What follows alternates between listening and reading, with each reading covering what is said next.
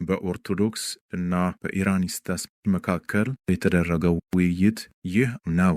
ውይይት አንድ ርዕሱ ቃል እንዴት ሥጋ ሆነ? ኦርቶዶክስ አንድ ልብ ብንሆን እንሻለን ነበር። ነገር ግን አዲስ አስተያየቶችን ስለምታቀርብ እስቲ በሰላም እውነትን እንመርምር። ኢራኒስታስ እውነቱን ስለ ያስኩ እኔ ምርመራ አልፈልግም። ኦርቶዶክስ መናፍቃን እና አረማውያን እነርሱም እንዲህ ይናገራሉ።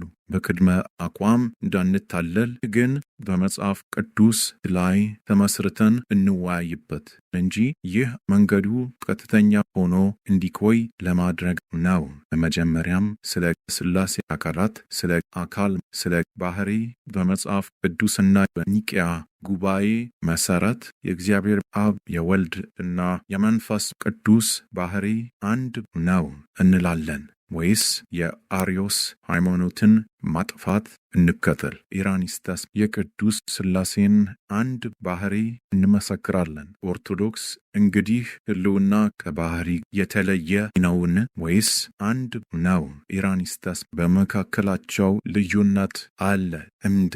ኦርቶዶክስ ደህና ዓለማዊ ፍልስፍና አካልን ከባህሪ ጋር ያመሳስለዋል። ባህሪ ማለት ያለ ነገር ሲሆን አካል ግን የሚኖር ወይም የሚቆይ የሕልውና ነገር ነው። ነገር ግን እንደ አባቶች ትምህርት አካል ከባህሪ ጋር ልዩ ነው ወይም እንደ ዝርያ ከዋናው ዘር ያለ ግንኙነት አለው። ስለዚህ አካል በሥላሴ ላይ ሲነገር አብ፣ ወልድ ወይም መንፈስ ቅዱስን ያመለክታል። ስለዚህ ለመለኮታዊ ባህሪ የሚኖሩ ነገሮች እንደ እግዚአብሔር ጌታ፣ ሁሉን ቻይ ያሉ ስሞች ለአብ፣ ለወልድ እና ለመንፈስ ቅዱስ በጋራ የሚተገበሩ ናቸው። ነገር ግን አካላትን የሚያመለክቱ ስሞች ለእያንዳንዱ አካል ይገባሉ። እንደ አብ እና ያልተወለደ፣ ወልድ እና ቃል፣ መንፈስ ቅዱስ እና ጰራቅሊጦስ። ኢራኒስታስ በመጽሐፍት ውስጥ መንፈስ የሚለው ስም ለአብ ወይም ለወልድ አንዳንድ ጊዜ አይሰጥም። ኦርቶዶክስ አውድ መለኮታዊው ባህሪ አካላዊ እንዳልሆነ እና የማይወሰን መሆኑን ለማሳየት ነው። ነገር ግን መንፈስ ቅዱስ ሲባል የመንፈሱ አካል ነው። የማይለወጥ የሚለው ቃል ለአንድ አካል ብቻ ነው ወይስ ለመለኮታዊ ባህሪ ነው? ኢራኒስታስ ለሥላሴ ሁሉ የጋራ ነው። ኦርቶዶክስ ትክክል ተናገርህ። ሞት ለሰዎች እንደ ጋራ እንደሆነ እንዲሁ የማይለወጥነት ለሥላሴ አንድ ነው። እንግዲህ ወልድ የማይለወጥ ነው። ኢራኒስታስ አውድ እንደ እርሱ ነው። ኦርቶዶክስ እንግዲህ ቃል ሥጋ ሆነ ብለህ ሲተረጉም የማይለወጥ ባህሪ ተለወጠ ማለት እንዴት ይሆናል? ኢራኒስታስ እኔ በለውጥ መንገድ ሥጋ ሆነ አልልም። ነገር ግን በእርሱ የማይታወቀው መንገድ ሆነ ነው።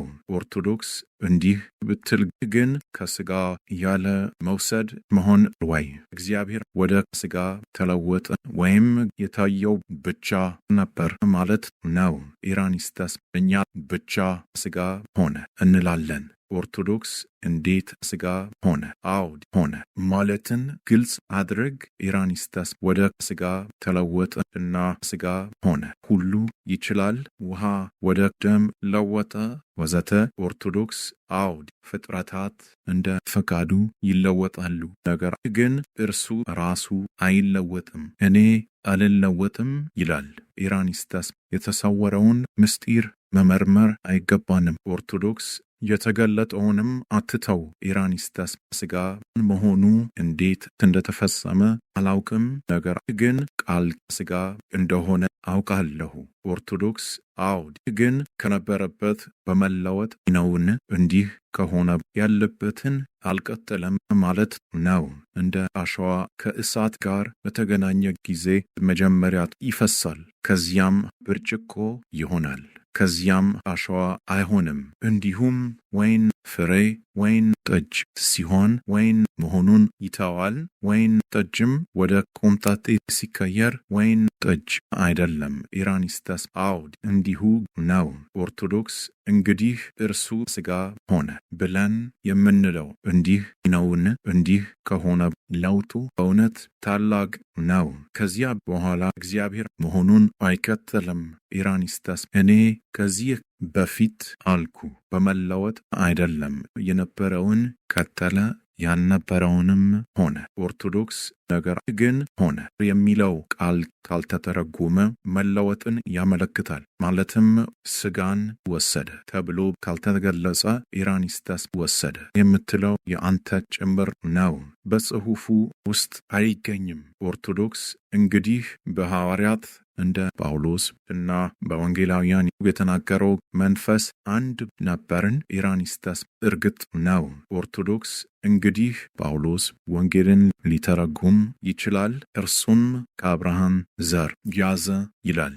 እንግዲህ አብርሃም በተፈጥሮ የነበረው የአብርሃም ዘር አልነበረምን? ኢራኒስታስ ሙሉ በሙሉ አይደለም። ክርስቶስ ኃጢአት አልሰራም። ኦርቶዶክስ ኃጢአት የተፈጥሮ አይደለም፣ የክፉ ምርጫችን ነው። እኔ አብርሃም በተፈጥሮ ያለውን አልኩ። ይህም ሁለቱንም ሥጋና አእምሮ ያለው ነፍስ ነው። ይህን አንተ ካድና ወደ አፖሊናሪያኒዝም ትወድቃለህ። እንደገናም እስራኤላውያን ነፍስና ሥጋ አላቸው ትላለህ፣ ትሰማለህ። እርሱም ኢሳይያስ አንተ እስራኤል የአብርሃም ዘር ሲል አይሁዶችን የምናስበው በሥጋ ብቻ ሳይሆን በነፍስና በአካል የተዋቀሩ ሰዎችን ነው እና የአብርሃም ዘር ነፍስ የለሽ ወይም አእምሮ የለሽ ሳይሆን የአብርሃምን ተፈጥሮ የሚያሳዩ ሁሉ እንዳላቸው አድርገን እናስባለን። ኢራኒስታስ ይህን ማለት ሁለት ልጆች አሉ ማለት ነው። ኦርቶዶክስ ቃል ወደ ሥጋ ተለወጠ ማለት ግን ልጅ አልነበረም ማለት ነው። እኔ አንድ ልጅን አምናለሁ፣ እርሱም የአብርሃምን ዘር ያዘ። ኢራኒስታስ እንግዲህ ጳውሎስ እና ዮሐንስ እርስ በርሳቸው ሊስማሙ አይችሉም። ኦርቶዶክስ እንዲህ የምትመልሰው ወይ አልተረዳህም ስለሆነ ነው ወይም ስለ ክርክር ብቻ ነው። ሁለቱ ጽሑፎች ፍጹም ይስማማሉ። ቃል ሥጋ ሆነ የተባለው በመለወጥ አይደለም፣ ነገር ግን የአብርሃምን ዘር በመያዝ ነው። በአንተ ዘር ሁሉ ሕዝቦች ይባረካሉ የተባለውን ተስፋ ታስታውሳለህ። ይህም ለይስሐቅና ለያዕቆብ ተደግሞ ተጠናክሯል። ኢራኒስታስ አውድ አስታውሳለሁ። ኦርቶዶክስ እና ያ ዘር ክርስቶስ ነው፣ ከይሁዳ መሪ አይጠፋም የሚለውንም አስታውስ። ይህ በክርስቶስ አልተፈጸመምን? ኢራኒስታስ አውድ አይሁድ እንዲህ ያሉ ትንቢቶችን በስህተት ይተረጉማሉ። እኔ ግን እንደ ክርስቲያን ለመድኃኒታችን እንደሚመለከቱ በቀላሉ እቀበላቸዋለሁ። ኦርቶዶክስ እንግዲህ ጳውሎስ የቀድሞው ተስፋ እንዴት እንደተፈጸመ ያሳያል። እንዲህ እንደሚል እግዚአብሔር ቃሉን አጠናቀቀ፣ የአብርሃምን ዘር መላእክትን አይደለም የአሕዛብን ተስፋ መሆኑን ያረጋግጣል። ጳውሎስም እንዲሁ ጌታችን ከይሁዳ ወጥቶ መጣ ይላል። ማቴዎስም የመዘገበው ይህ ነገር በሚክያስ አስቀድሞ ተነግሮ ነበር። አይሁድም ለሄድሮስ ሲጠቅሱት ነውቻዎቹስ የሚለውን በመተው ቃሉን አዛቡት። ኢራኒስታስ ሙሉ ክፍሉን መጥቀስህ ጥሩ ነው። በቤተልሔም የተወለደው እግዚአብሔር ነው ሚክያስ ያሳያል። ኦርቶዶክስ እርሱ እግዚአብሔር ብቻ አይደለም ሰውን ነው። ሰው በቤተልሔም ስለተወለደ እግዚአብሔር ግን ከዘመናት በፊት ስለነበረ መሪ እንደ ሰው እና ከዘላለም የሚወጣ እንደ እግዚአብሔር የሆነ ጳውሎስም ከይሁዳ የተነሳ ክርስቶስን እንደ ሰው እና ለዘላለም የተባረከ እግዚአብሔር የሁሉ ፈጣሪና ጌታ እንደ እግዚአብሔር አድርጎ ይጠራዋል። ኢራኒስታስ ኤርሚያስ ግን በቀላሉ አምላክ ብሎ ጠራው። ይህ አምላካችን ነው። እርሱ በምድር ላይ ታይቷል እና ከሰዎች ጋር ይኖር ነበር። ስለ ሥጋ ወይም ስለ ወንድነት ወይም ስለ ሰው አንድም ቃል የለም። ኦርቶዶክስ ክርክር ምን ይጠቅማን? የመለኮት ባህሪ የማይታይ መሆኑን አንተ አታምንም እንዴ? ኢራኒስታስ በእርግጥ እንዲሁ ነው። ኦርቶዶክስ እንግዲህ ሥጋ ሳይኖረው እንዴት ታየ?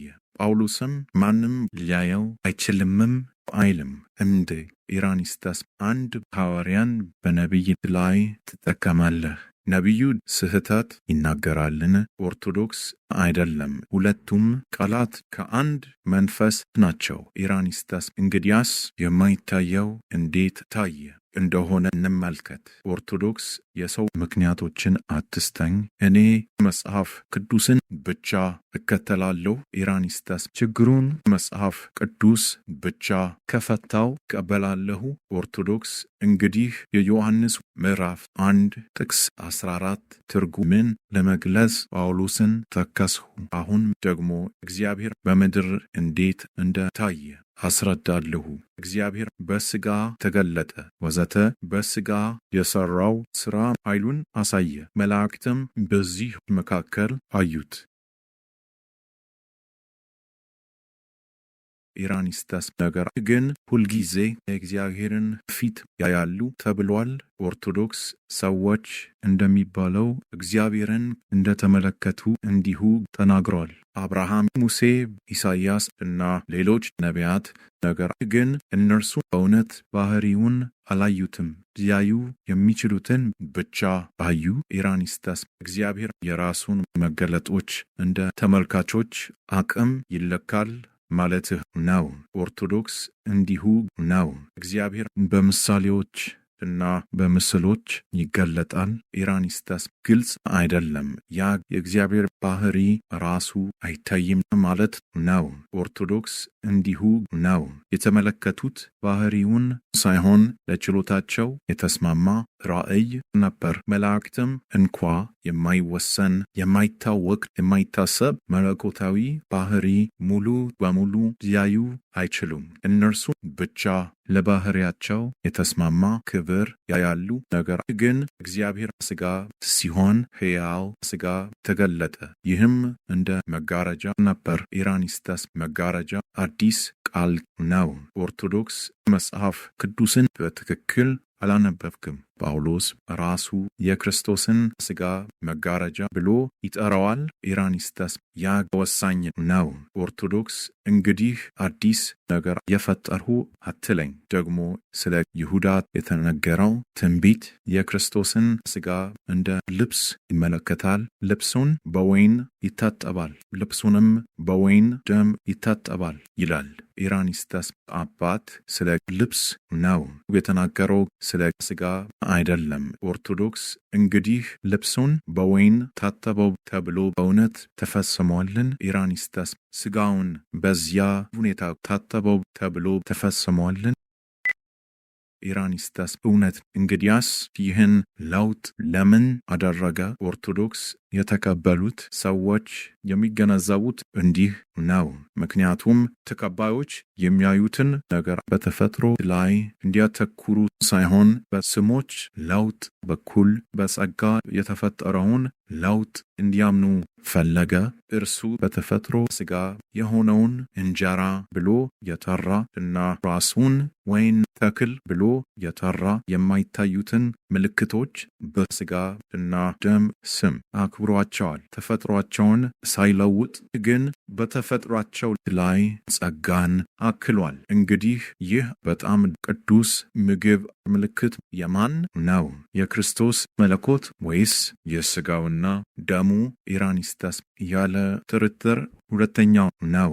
ኦርቶዶክስ እንደ እውነትን የሚወድ ሰው ተናገርህ። ክርስቶስ ምልክቱን ሲወስድ ይህ መለኮት ነው አላለም። ነገር ግን ይህ ሥጋዬ ነው አለ። እንግዲህ ሥጋ ነበረውን? ኢራኒስተስ ደህና እኔ አካል አልባ እለዋለሁ፣ ቃል ሥጋ ሆነ እላለሁ። ኦርቶዶክስ እንደዚህ ነው። እኔ በታንክ ላይ ቀዳዳ ያለበት ገንዘብ እየሞላሁ ነኝ። እስከዚህ ያለ ክርክር በኋላም እንደገና ወደ ያው ነጥብ ትመለሳለህ። የወንጌላዊውን አገላለጽ ትጠቀማለህ። እኔ ግን በጳውሎስ ቃል ተረጉማለሁ። ለምሳሌ እያንዳንዱ ከፍተኛ ካህን ወዘተ እርሱም በግልጽ ሁኔታ ክርስቶስ እንደ ካህን ለእርሱ የተዘጋጀ ሥጋ እንዲሰዋ እንደነበር ይናገራል። እኔን ወደ ሥጋ ቀይረህ አይልም። ይህ ሥጋም እንደ ማቴዎስ ትምህርት በመንፈስ ተሰርቷል። ኢራኒስተስ ስለዚህ ከማርያም የተወለደ ሥጋ ብቻ ነበር። ኦርቶዶክስ ቃላቱን እንኳን አትታዘብም። ትርጉሙም ያነሰ ነው። ማጣቀሻው መጸነስ ሳይሆን መወለድ ነው። እንግዲህ ጳውሎስ መዝሙረኛውን እንዴት እንደሚተረጉም አሳይቻለሁ። ክርስቶስ እንደ ሰው ካህን ነው።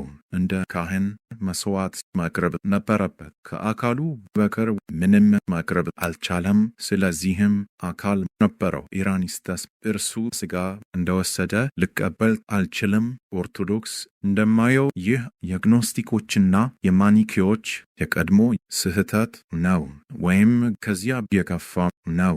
ምክንያቱም እነርሱ እንኳ የማይለወጥ ባህሪ ወደ ሥጋ እንደተቀየረ አባሉም።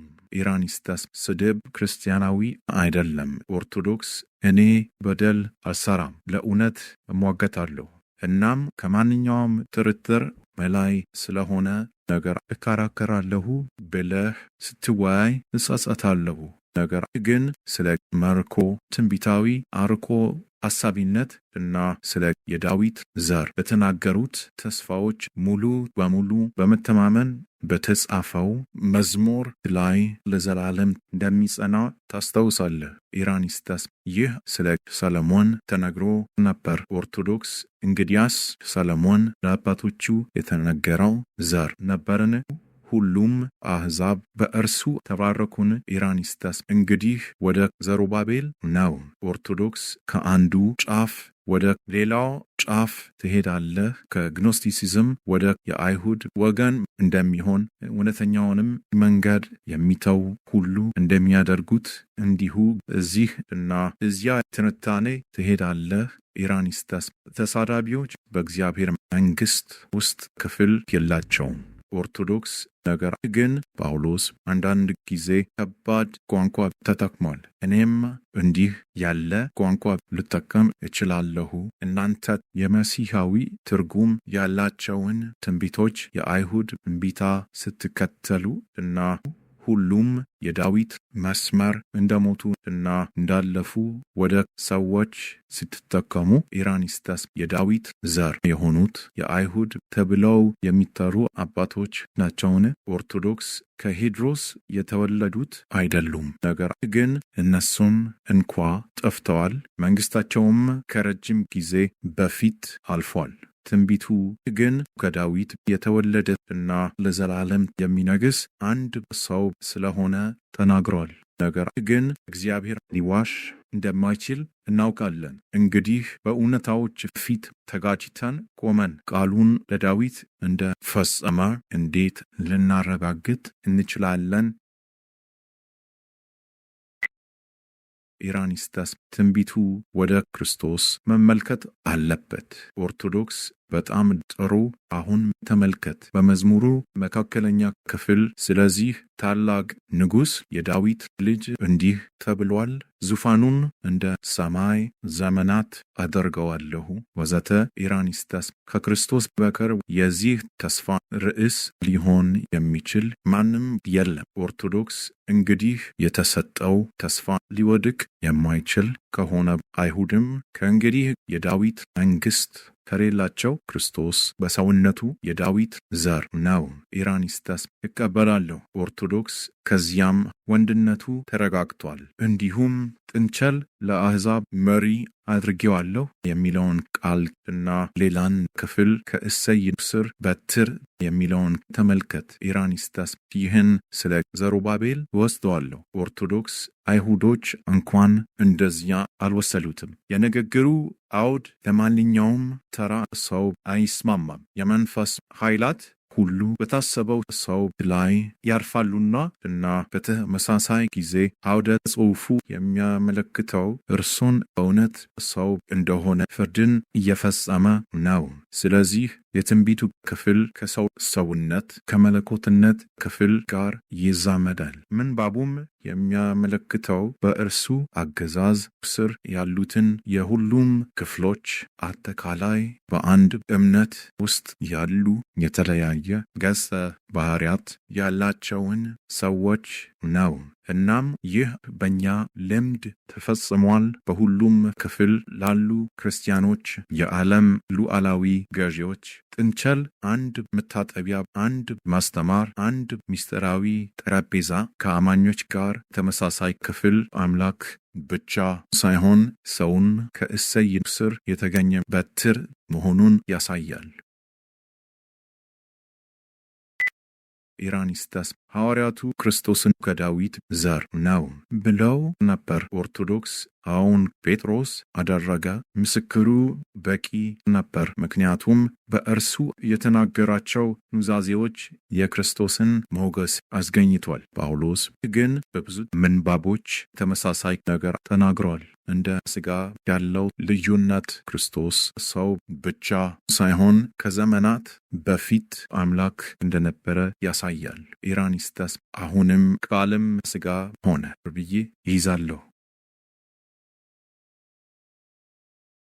ኦርቶዶክስ እኔም ልክ እንደ ትክክለኛ ትርጉሙ ቃል ከተፈጥሯችን ምንም ካልወሰደ የእግዚአብሔር ተስፋዎች ተጭነዋል። ትንቢቶቹ ከሽፈዋል። የክርስቶስ ልደት እውነተኛ አይደለም። እምነታችን ከንቱ ነው።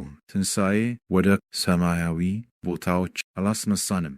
ወንጌላዊው ራሱን ይተረጉማል። አውደ ጽሑፉ የሚያረጋግጠው ቃሉ ተፈጥሯችንን እንደወሰደ የማይለወጥ የእግዚአብሔር አንድያ ልጅ ሆነ። የጳውሎስን ቃል አወዳደር በእግዚአብሔር መልክ ያለው ወዘተ ትይዩ ምንባብ ነው። ሁለቱም የሚያስተምሩት እግዚአብሔር የሆነው እርሱ ለሰው ተፈጥሮ ድህንነታችን ነው። አይሁድ ብቻ ሳይሆኑ የገዛ ደቀ መዛሙርቱ እርሱን ሰው ብለው ይናገሩ ነበር። ኢራኒስታስ ይህን ሁሉ አይቻለሁ፣ ግን በሰው ምሳሌ እንዴት እንደተሰራ አስረዳ።